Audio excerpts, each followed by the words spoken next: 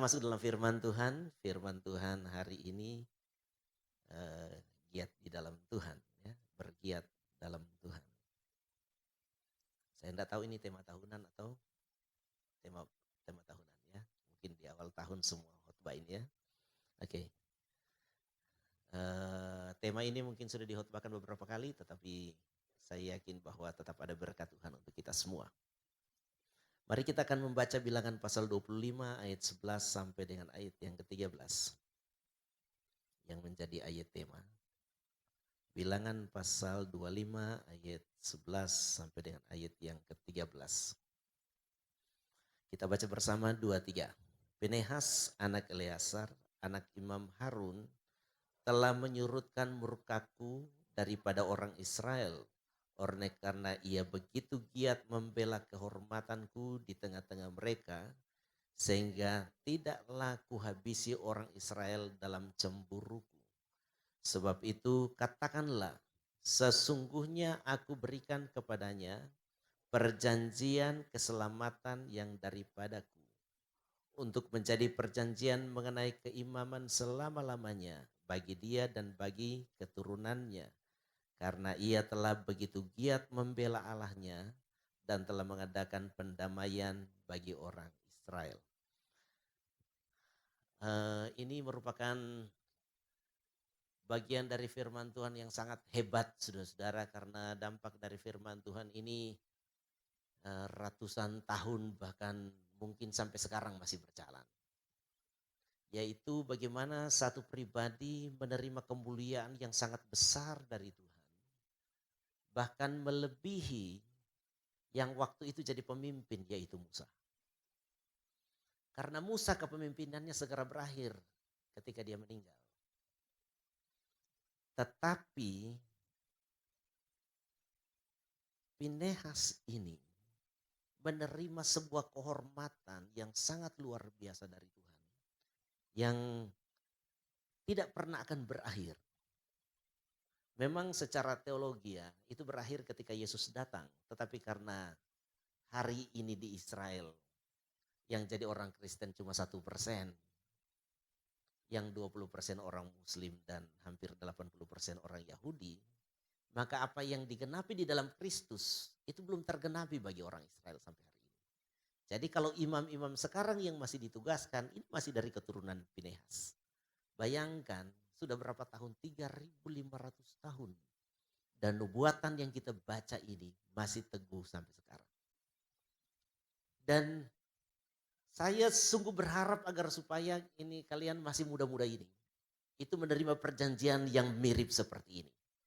Yaitu ada perjanjian berkat yang tidak berhenti di dalam hidup kalian saja, tetapi terus sampai ke anak-anak kalian, bahkan sampai ke generasi-generasi berikutnya. Katakan amin.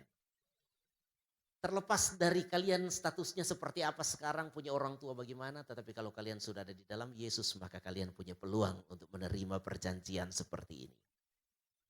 Dan inilah sebenarnya keindahan hidup. Kalian tahu sekarang ini yang paling membahagiakan bapak ibu kalian itu adalah kalian. Dan yang paling menghancurkan hati mereka juga adalah kalian. Coba tanya sama bapak-bapak. Bisnis hancur dan anak hancur, kalau mau disuruh pilih, lebih bagus bisnis hancur, anak jangan hancur, daripada bisnis bagus, anak hancur. Mengapa? Karena bagi satu pribadi, keturunan adalah segalanya. Ya, bagi seorang hamba Tuhan, keturunan yang baik itu meterai dari panggilannya. Itu sebabnya Alkitab berkata kalau orang gak bisa ngurus keluarganya, maka dia tidak boleh jadi pemimpin. Berkat abadi itu luar biasa berharganya. Dan saya secara pribadi ketika baca ayat ini, dan sudah saya beberapa kali membacakan ayat ini, dan sudah beberapa kali saya mengkhotbahkan ayat ini karena sangat menarik, saudara. Saya sangat rindu ini juga terjadi bagi saya. Yaitu saya menjadi anak dari orang tua, membahagiakan mereka, dan saya punya anak-anak membahagiakan saya, dan anak-anak mereka membahagiakan ibu bapaknya dan opa-opanya, opa-omanya. Jadi sekali lagi saya mau katakan begini, bahwa kalian itu adalah faktor yang paling menentukan kebahagiaan orang tua kalian. Dan saya sungguh berharap begini, keadaan orang tua kalian bagaimanapun juga, mari dari kalian, kalian menerima perjanjian yang ajaib dari sorga. Yaitu kalian menjadi orang yang diperdamaikan dengan Bapa. Karena ini sangat berharga dan luar biasa. Karena kita tahu semua berkat datang dari sana. Dan itu tidak hanya sampai kalian tetapi pada keturunan kalian selanjutnya. Katakan amin. Atau di sini ada yang tidak mau menikah? Yang tidak mau menikah angkat tangan? Tidak ada, semua pengen ya. Atau ada yang pengen jadi single? Tidak om, saya tidak mau itu firman Tuhan itu. Saya kan cita-cita tidak punya anak. Dan saya yakin walaupun ini sekarang body lagi oke. Dan kalau pikir-pikir kalau melahirkan jadi gendut. Tidak usah dipikir, yang penting punya keturunan ya. Mengapa? Karena memang itulah Tuhan punya kerinduan bagi kita ketika menciptakan manusia, yaitu beranak cucu. Jadi saya mau tanya yang positifnya, siapa yang pengen punya keturunan? Angkat tangan. Oke, semua ya. Saya yakin Tuhan memberkati kalian. Nah, bagaimana supaya mereka menjadi orang yang hebat? Mulailah dari diri Anda sendiri. Apa yang harus dikerjakan? Jadilah seperti Pinehas. Yaitu orang yang seperti apa? Orang yang giat di dalam Tuhan. Giat melakukan apa? Menjaga kehormatan Tuhan. Kita harus menjadi orang yang menjaga kehormatan Tuhan. Karena kalau kita menjaga kehormatan Tuhan dengan giat, maka perjanjian Tuhan juga pasti akan jadi bahagian kita sekalian. Saya mencatat ada 3 hal yang bisa membuat orang tidak giat di dalam Tuhan. Dan ini yang Tuhan paling tidak suka. Yang pertama, itu adalah kendor.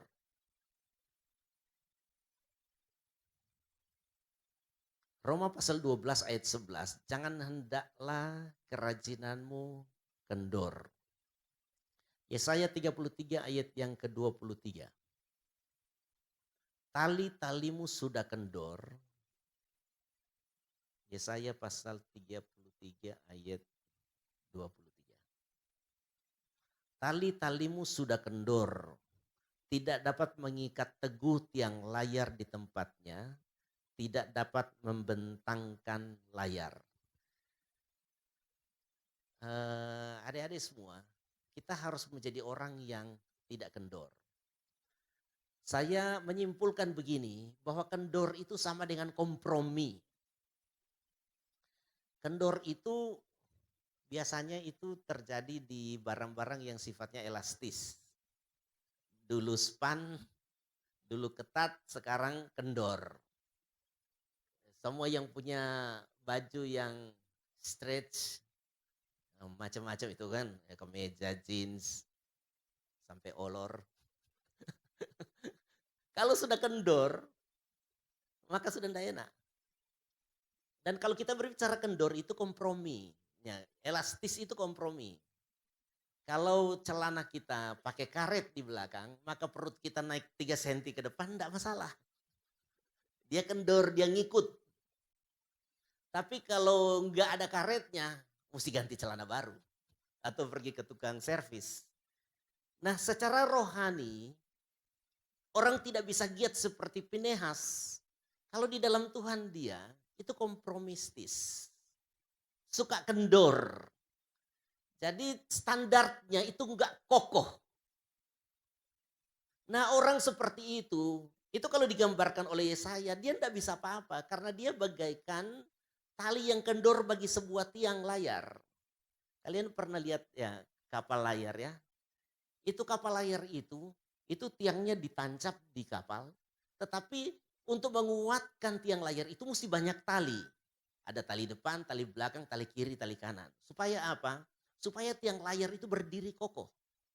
Karena kalau tiang layarnya tidak kokoh berdiri, talinya kendor, layarnya ditiup angin, tiangnya bisa roboh. Dan kapal tidak pernah akan kemana-mana. Atau kapalnya tiangnya kokoh, tetapi kalau tali layarnya kendor, pernah lihat ya kapal layar ya? Kalau layarnya begitu ya, kemudian ditarik tali, ditiup angin, itu kapal baru bisa jalan. Tetapi kalau talinya kendor, pas ditiup angin, layarnya kelipat. Searah sama angin. Dan dia tidak akan bawa dampak apa-apa. Nah orang Kristen yang kendor begitu, dia akan kompromi dengan banyak hal. Dia tidak bisa radikal seperti Pinehas. Dan kekristenan model begini itu nggak bisa bawa dampak apapun.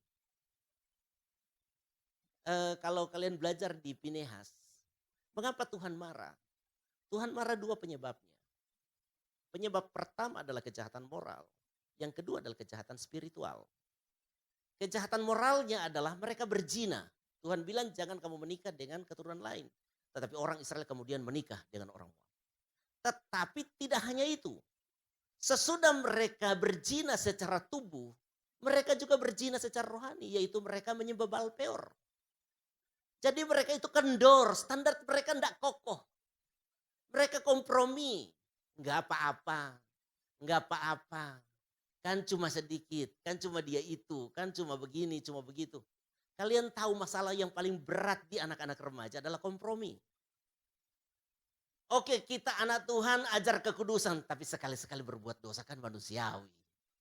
Jangan nyontek ya, tapi kalau kepepet ya apa boleh buat. Saya sih tidak mau berhubungan seks sebelum nikah, tapi dia mau putusin saya. Ya terpaksa kasih. Kubuka hati. Nah, begitu. Banyak orang yang suka kompromi. Saya sih hormat sama orang tua, tetapi mama itu sama sekali tidak ngerti saya. Jadi ya lawan sekali-sekali. Temannya bilang, ayo hajar, saya juga begitu. Jadi punya standar, tetapi banyak komprominya. Melayani Tuhan, oke kita sudah dijadwal, harus taat. Tapi lebih banyak minta izinnya, maaf ya nggak bisa soalnya ini, soalnya itu, soalnya ini, soalnya ini. Dan lebih banyak bolosnya daripada komitmennya. Kendor, terlalu kompromistis. Oke kita sudah tetapkan, yang jadi pelayan harus syaratnya ini. Tapi karena semua ngaco, kompromi, ya sudah deh. Kita turunkan standar kita. Nah orang-orang seperti begitu tidak bisa jadi seperti Pinehas.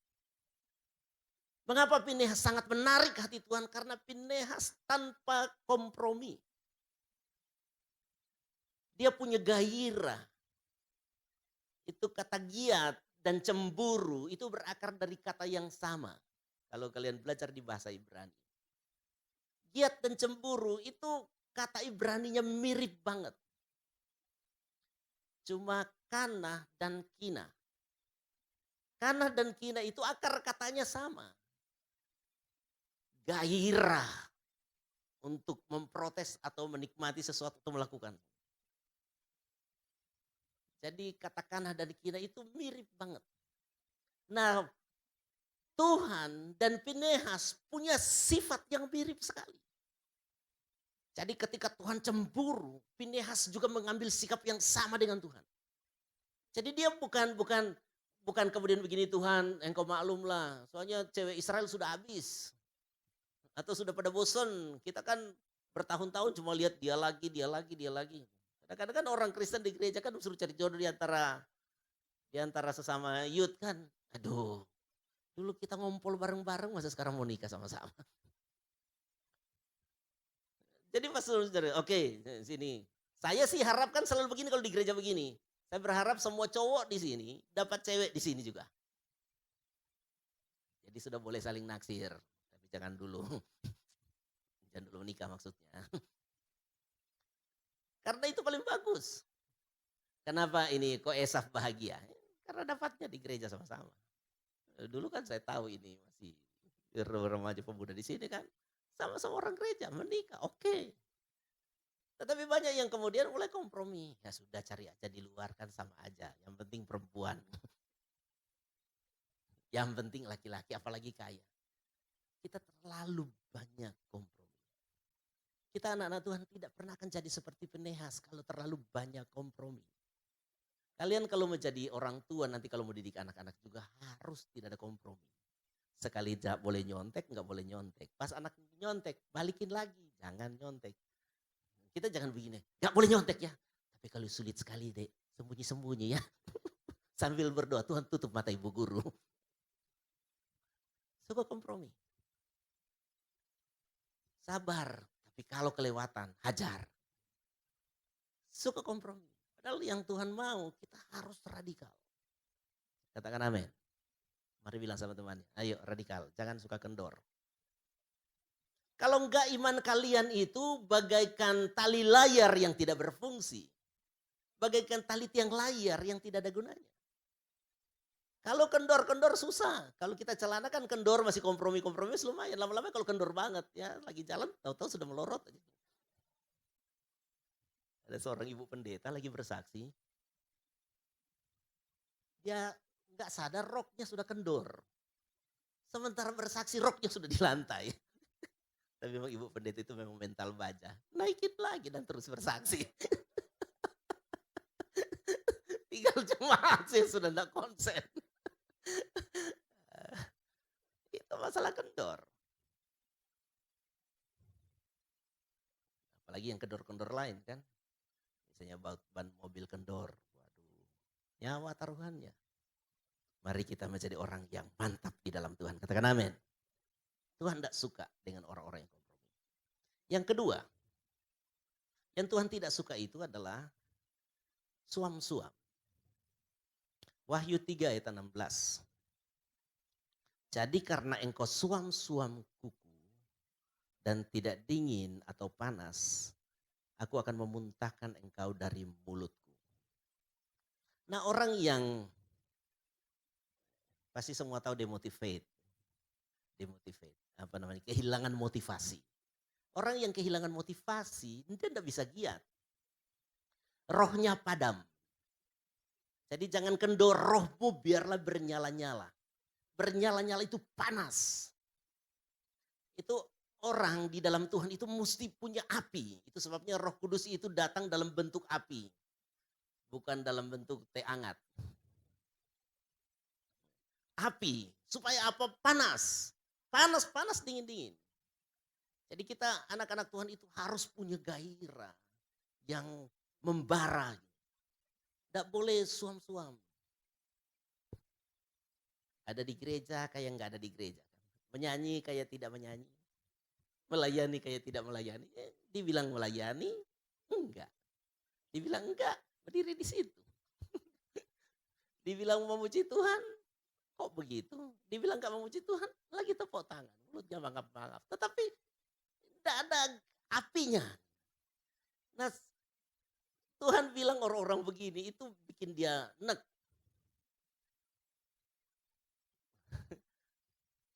Saya pas pulang dari Israel, subuh-subuh dikasih makan. Kami naik pesawat jam 2 subuh, jam 3 dikasih makanan. Kayak nasi biryani, tapi penuh kuah. Kuah India banget. Padahal dari Arab. Pas saya makan, langsung nek. Padahal saya suka motivasi sama ini kakak ini. Ini pendeta juga. Saya bilang begini, kalau makan itu kita punya pilihan 2. Yaitu makan pakai leher atau makan pakai otak. Bukan maksudnya makanan dicemplungin di sini. Tetapi makan dengan menurut selera leher atau makan berdasarkan pemikiran. Jadi saya bilang kalau mau keluar negeri, kita mau ikut tur dan tur itu panjang dan sangat butuh fisik yang baik, kita harus makan pakai otak. Artinya apa? Tinggalkan semua bentuk gaya makan selera kita. Saya cuma bisa makan pakai nasi. Saya mesti pedas, saya mesti manis, mesti asinnya segini. Tinggalkan semua itu, cukup pakai otak. Pokoknya saya butuh makan. Mau cocok di leher, mau cocok di lidah, hajar terus. Jadi caranya kan biasa kalau di restoran bintang 4, bintang 5 gitu makanan banyak sekali kan. Comot dikit, comot dikit, comot dikit, comot dikit, comot dikit. Makan. Nggak enak, tinggalin, ambil lagi satu, makan. Tapi jangan dilepeh. Makan, telan. Lama-lama kenyang itu. Padahal dipikir-pikir semua tadi aku makan nggak enak. Tapi perut kenyang, itu namanya makan pakai otak. Tetapi kemarin pas saya dikasih makanan di pesawat memang betul-betul saya tidak bisa makan. Dan kalau di pesawat penyakitnya tidak ada pilihan lain. Tidak bisa ketok meja dan berkata interupsi, makanan tidak cocok. Si mbak di pesawat bilang begini, tidak ada pilihan pak, ada di tetangga. Yuk keluar, duduk di luar.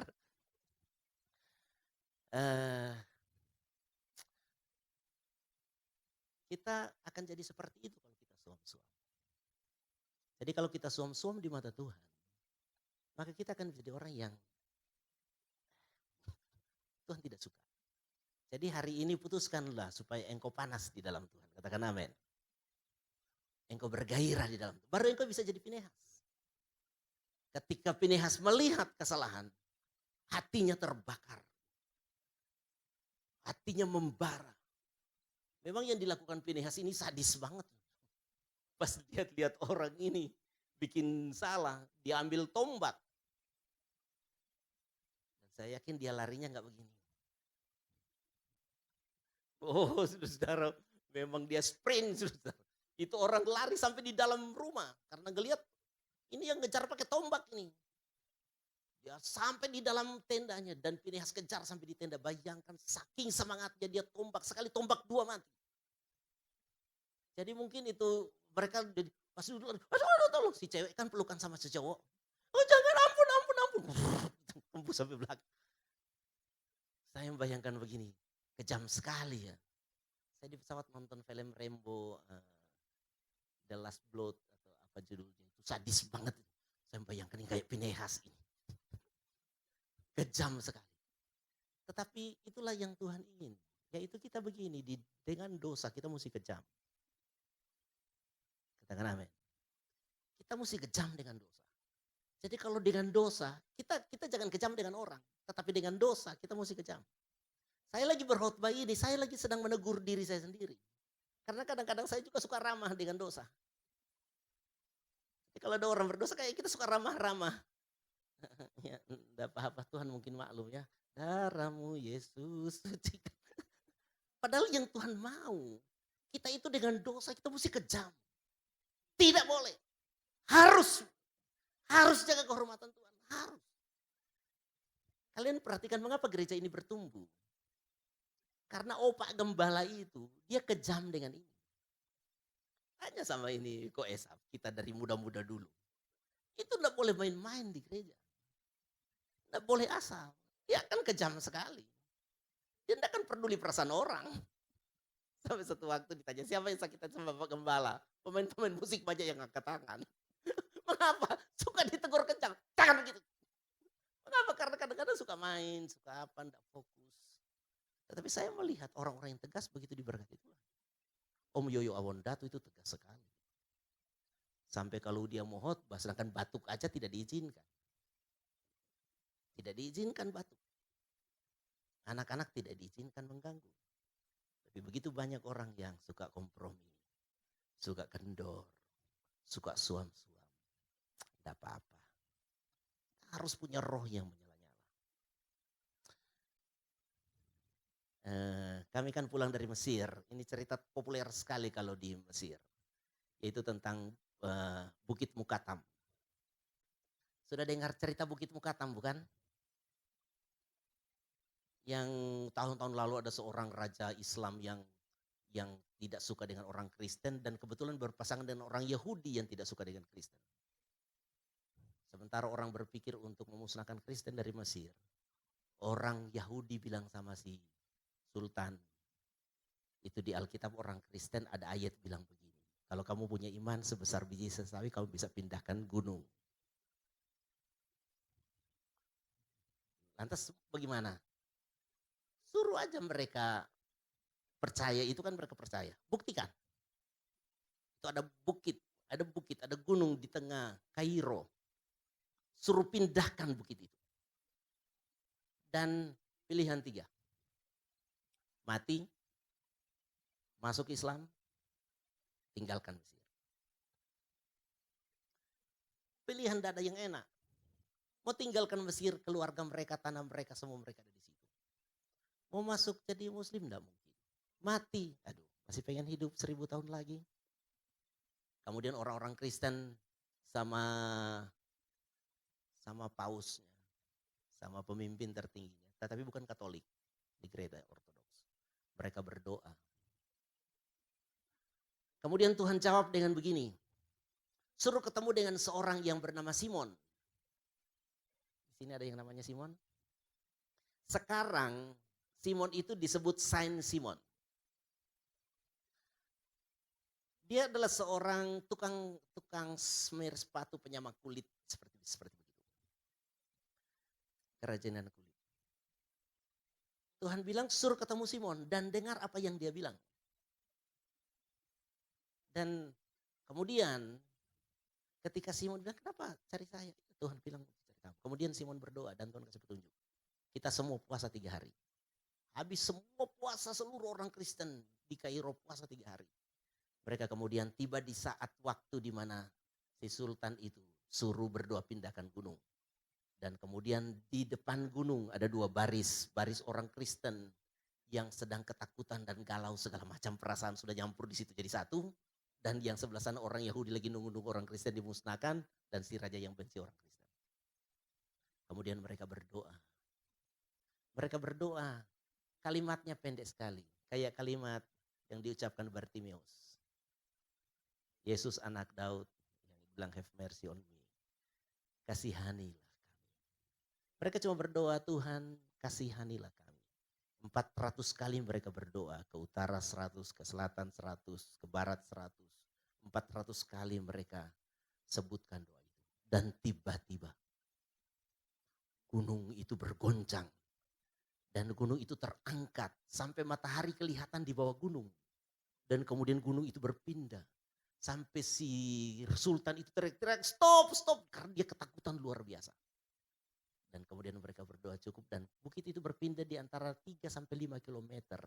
Dan sekarang itu Bukit Mukatam, di bawah Bukit Mukatam itu ada gereja yang bisa menampung 10.000 orang.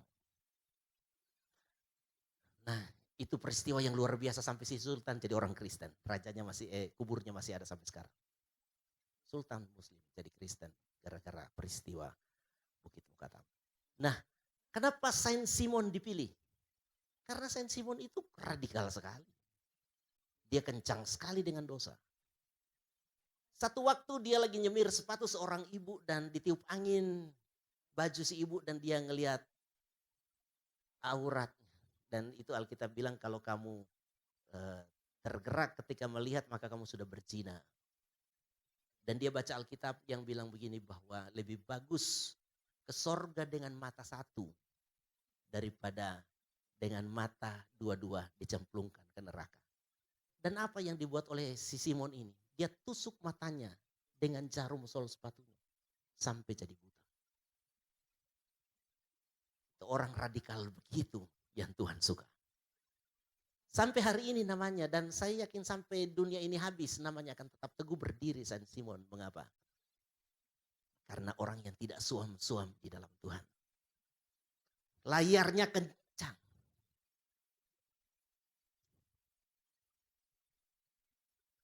Kita orang Kristen kadang-kadang iman kita nggak bawa dampak. Karena kita terlalu kendor, kita terlalu kompromi dan tidak ada api. Tidak bisa kita giat di dalam Tuhan. Tapi orang yang sungguh-sungguh punya api, maka dia akan menjadi orang yang luar biasa dipakai Tuhan.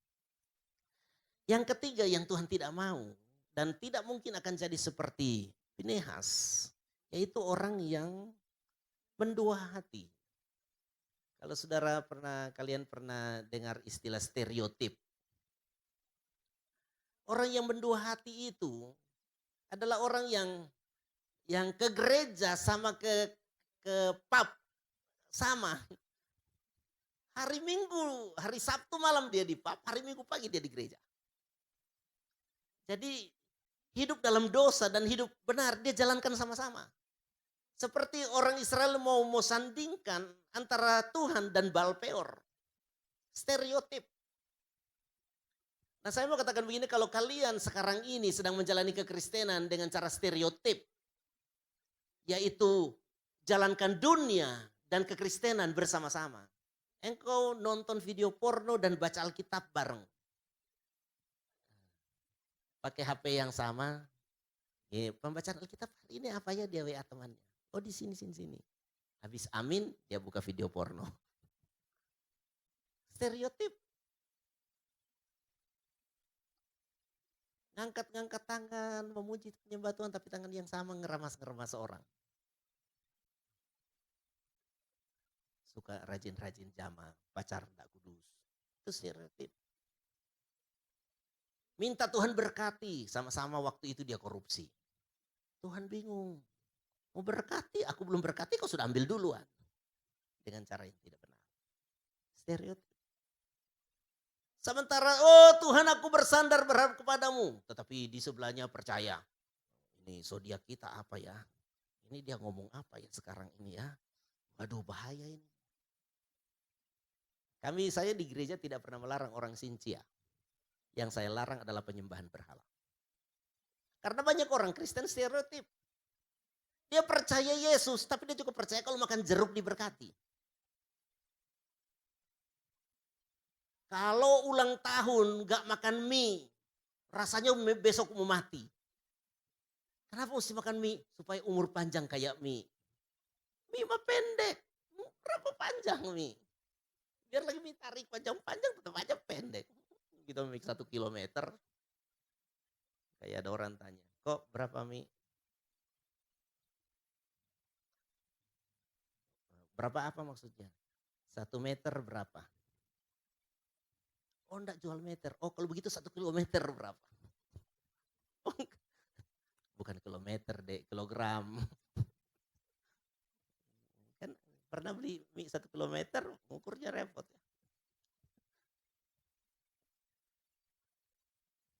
Kita enggak boleh begitu. Karena umur panjang makan mie 1 kilometer. Percaya Tuhan yang pegang usiamu. Katakan amin. Ada orang yang stereotip. Tidak mantap di dalam Tuhan. Nah orang yang begitu tidak bisa jadi seperti Pinehas. Tidak bisa. Kita harus jadi orang yang mantap di dalam Tuhan. Hanya Yesus saja. Hanya Yesus saja. Percayalah kasih karunia Tuhan sempurna untuk kita. Katakan amin. Kalau mau cari jodoh, tidak usah pakai campur dukun. Campur tipu daya. Kalau aku nggak tipu-tipu nggak dapat dia. Jangan. Ada seorang teman saya. Hebat kamu dapat istri dia ya. Kalau saya tidak tipu. Kau tipu bagaimana? Saya bilang gereja saya besar. Nunjukin foto-foto gereja orang. Susah kita akan bahagia dengan cara-cara begitu. Mari kita jadi orang yang mantap seperti Pinehas. Hanya orang yang tidak kendor, yang tidak suam-suam, tidak mendua hati. Dia yang akan menjadi seperti Pinehas, menerima perjanjian kekal daripada Tuhan.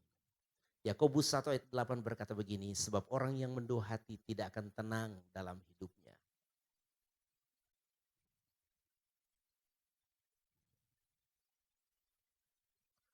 Sebab orang yang menduh hati tidak akan tenang dalam hidupnya. Yakobus 4 ayat 8, mendekatlah kepada Allah dan ia akan mendekat kepadamu. Tahirkanlah tanganmu, hai kamu orang-orang berdosa. Dan sucikanlah hatimu, hai kamu yang mendua hati. Mau mantap di dalam Tuhan, amin. Mau radikal di dalam Tuhan, amin. Mau bernyala-nyala di dalam Tuhan, amin. Saya kan bulan Desember pulang dari Nigeria. Pendeta di Nigeria itu adalah pendeta yang luar biasa. Saya melihat dia kayak Pinehas yang menerima perjanjian yang ajaib dari Tuhan. Tuhan mengangkat orang setinggi seperti itu memang sulit diketemukan. Saya merasa orang ini memang dahsyat, memang luar biasa. Gereja dia saudara-saudara sangat luas. Biasanya pendeta minta tanah kapling sama jemaat. Ini jemaat boleh minta kapling sama pendeta. Kaplingnya luas banget. Halaman gerejanya, aduh. 1,5 jam baru habis. Halaman gerejanya, naik mobil 1,5 jam baru habis. Kami dari penginapan di dalam halaman gereja, pergi ke gereja itu 30 menit, pas macet 1 jam. Jalan di dalam jalan gereja. Di dalam halaman gereja perumahan-perumahan. Saya sampai bingung. Biasa kita kalau gereja beli 1 kapling, 2 kapling. Ini besar sekali. Mengapa? Karena di satu saat ketika dia masih sangat miskin sebagai seorang hamba Tuhan. Mengapa? Karena terlalu gila dengan Tuhan. Dia seorang rektor, tetapi hartanya habis dipakai untuk bangun gereja. posisinya waktu itu dia masih jemaat.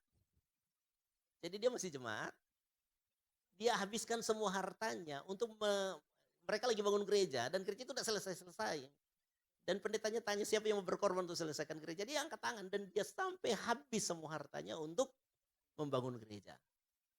Dan setelah gereja selesai, sebelum pendetanya meninggal, pendetanya tulis penerus gereja itu adalah ini orang ini. Yang berkorban paling besar. Bukan anaknya, bukan siapa, bukan. Tetapi ini orang ini yang dia wariskan itu gereja itu. Dan ketika dia jadi hamba Tuhan di gereja itu, dia hanya dikasih satu kamar untuk tinggal dia, istrinya, dan 3 anaknya. Dan ketika waktu lama berjalan, mereka tinggal satu kamar, dia mulai berdoa, Tuhan ini kalau di satu kamar begini saya repot. Mau berdoa susah, mau belajar susah, semua susah karena cuma di satu kamar. Berikanlah aku satu rumah. Kalian tahu apa yang dijawab oleh Tuhan? Tuhan jawab, aku tidak akan kasih kamu satu rumah. Aku akan kasih engkau satu kota. Dan itulah yang terjadi sekarang. Dia punya satu kota. Dan kotanya besar sekali. Tanahnya hampir seluas kota Jakarta. 50.000 hektar. Gereja Jakarta ini 60.000 hektar. Hampir sama dengan Jakarta besarnya.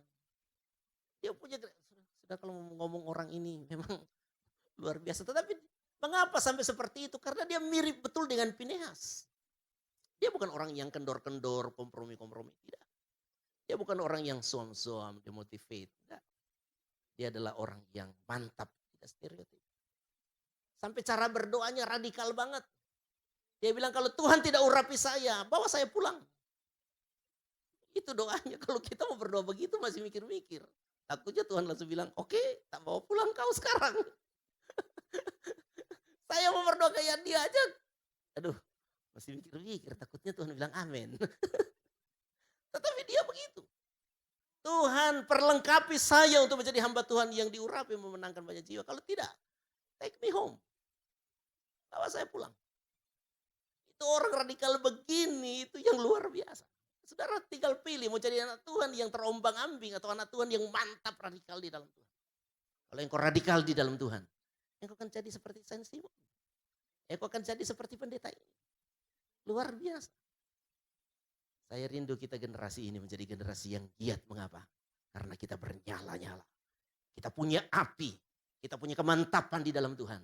Dan percayalah tahun 2020 akan jadi tahun yang hebat bagi saudara. Amin. Siapa yang percaya bahwa Tuhan mengasihi? Haleluya. Itu betul. Tuhan tinggal tunggu engkau mengasihi dia. Sama seperti dia mengasihi.